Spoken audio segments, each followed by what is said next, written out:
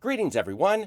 I'm Robert Wainscott, co-owner and co-founder of Black Box Analog Design, and today I'm going to talk about the HGQ plugin just released by Plugin Alliance and Native Instruments, a plugin that was proudly modeled after this hardware unit right here.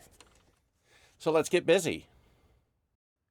All right, I'm in my little window now, and I'm looking at the screen. And first off, I'd like to give a big shout out to Chad from United. He was kind enough to send me this track that I could work on, without copyright problems. I mean, we have permission to use it, and that's nice. Well, I should explain what's going on. Because I'm using an Apollo X4, I went ahead and just loaded up a track in Luna.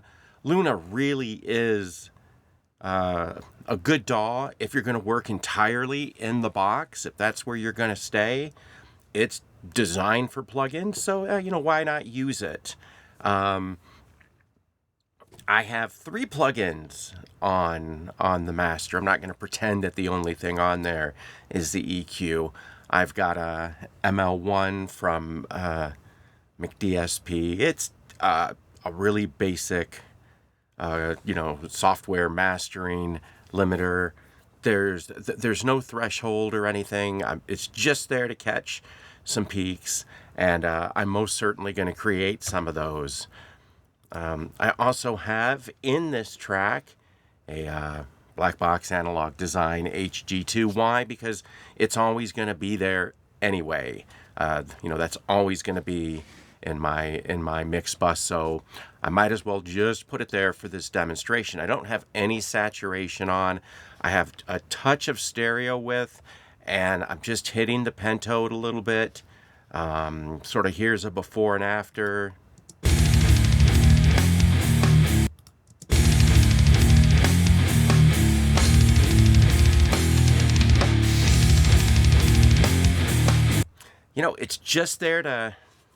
It's just there to soak some stuff up. Now, I didn't want to kind of do this really live, so I sort of had a little bit of a look at this track ahead of time. Remember, I'm not really here to show you all of its features and how they work. I'm just here to show you how I would use this in a track. So I like to work in MS. That's really what got me, it was one of the first things that got me interested in this EQ. I took some 5000 series SSL cartridges and actually made myself an MS EQ years ago that I really liked using, and I knew that when it was time to do something like this that had to have MS. So I'm working in MS. That way I can just work on the mids, I can just work on the sides. This is our track. So we can start with something fun. I'm just going to solo the mids. I've got auto listen on so I can hear what's going on. And I've already worked on these channels.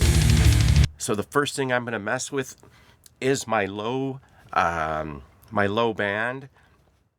The first thing I did is I went out and I had a look around to sort of see where the kick lived, because there's already a bunch of kick and I don't need to boost the kick, but I sort of want to add saturation, and I just want to take the whole low end and move it up without going after the kick. So with auto listen on, I can just kind of,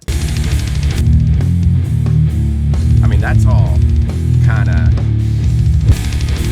that's low and tubby, so I may as well, cut that by 4 dB. You can see my shelf right there. So if you look at my combined frequency response curve, I've actually notched some of that out, and then I've boosted it by 4 dB. Matter of fact, I'll bring it up just a little bit.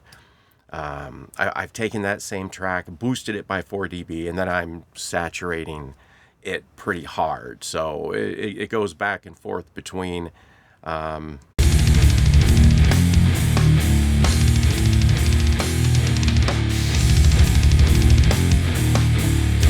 And you can just hear that just sort of gives it that low end presence. So, on my upper band, I just have a shelf. I thought it made sense to just have a shelf. That way I can, I can boost it as a shelf. And then in the low end, I have, I would say a fairly wide cue to pull some of that back out. And hey, there we are with our low band in the mid channel, and that's what we're listening to right now. Our mid band in the mid channel.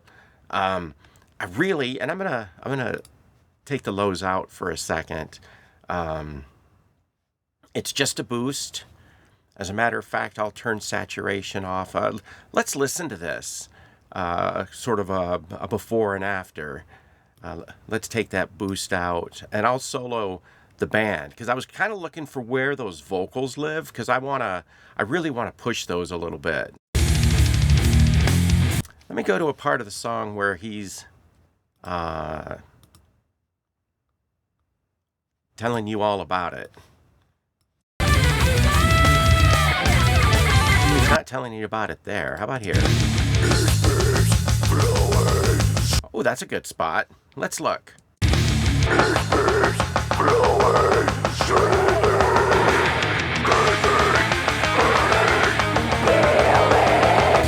Yeah, see, I think 900 needs it a little more than 1.2K, so I'm just going to take that and give it a nice, maybe gentle 4 dB boost.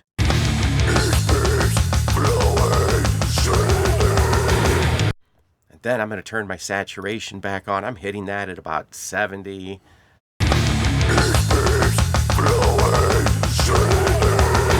Let's take it off.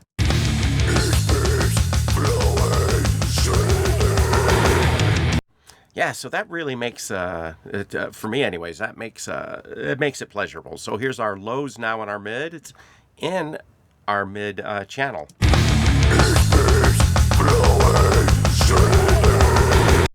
Let's take all that off.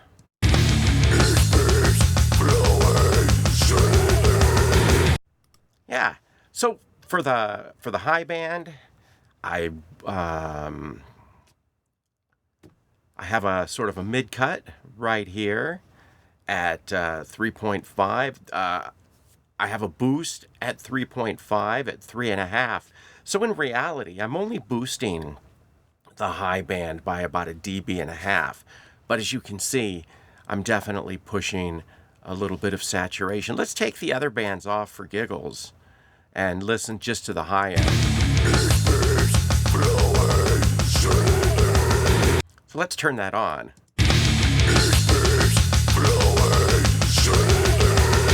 So you're definitely getting some of that pounding snare and kick, which of course live right there in your middle channel. So let's kind of do a before and after. Here is our mid band with everything on now.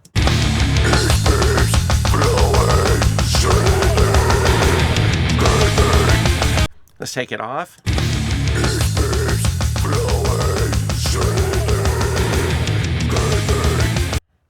Yeah, I like that.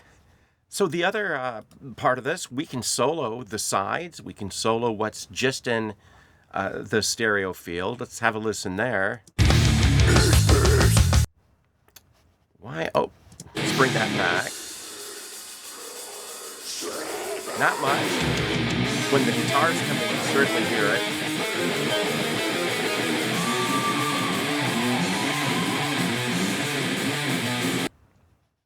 So we'll start at the other end this time, and here I'm both. I have a cut shelf at 10K, and I have a boost at 10K. The only real difference between my cut and a boost is 1 dB. In theory, I just have a 1 dB boost, and I'm driving my saturation pretty hard.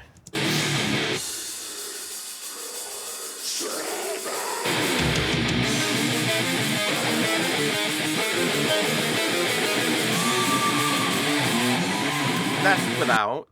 there I've turned it off. And I think that makes a pretty big difference right there. I think that's real pleasing to the ear.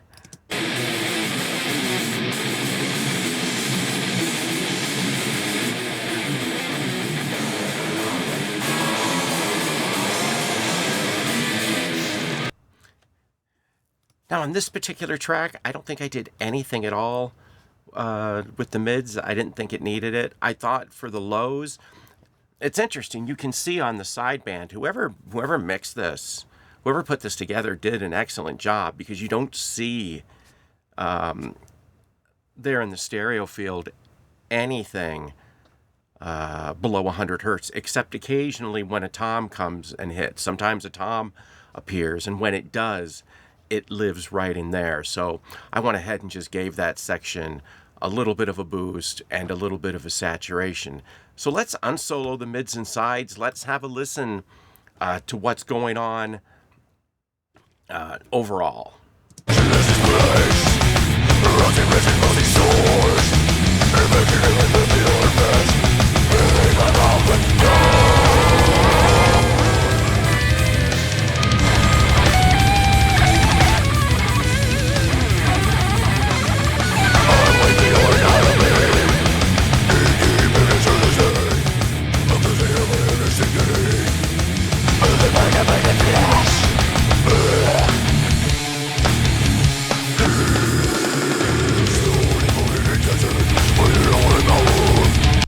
Now, an interesting thing, I can turn all processing off, which means I can turn off the HG2 and the HGQ. And when you hear both of them off, to me, it's pretty shocking. And as I showed you earlier, it's not like we're really using the HG2 for all that much. It's a bit of a sponge. I'm using it to catch. Well, I mean, I like the pentode in it. I don't have any saturation on. Have a listen.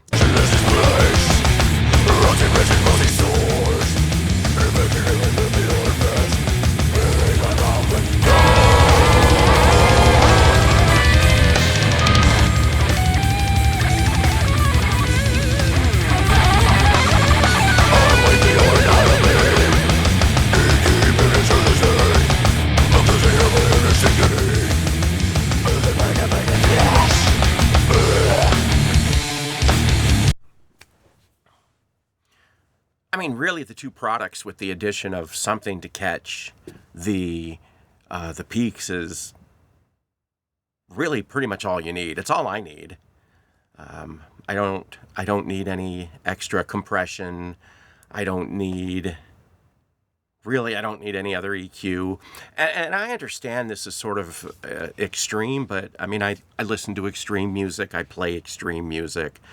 I like to work on extreme music. It's not like I spent 15 hours doing this quick mix. I just set it up so I could show everybody the potential of this EQ and ways that you can use it. I've made a lot of different products over the years, and it's always interesting to see, how the public uses it. But as its designer, I always feel a little strange. It's sometimes I feel like I've invented a flamethrower, and people are using it to reheat their coffee.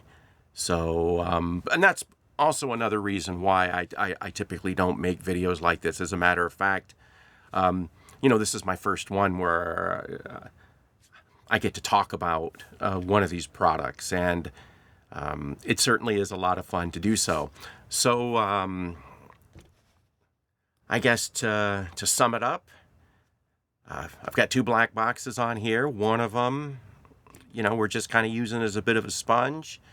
I've got this EQ. You can see it's pretty interesting. You can see all my saturation. You get an idea of the combined curve. If you look at the boost and the cuts together, we're not really doing much to this. We're not really doing a whole bunch to this. I've got a 1 dB boost on on my stereo field in the top end. I've got a little bit of boost to catch some toms. I've got a half a dB of boost in the low end. I mean, that's all that's really there. And then some saturation, of course. And with just those little changes, and we're not even in 2x yet, where we could double all this. You know, we can go from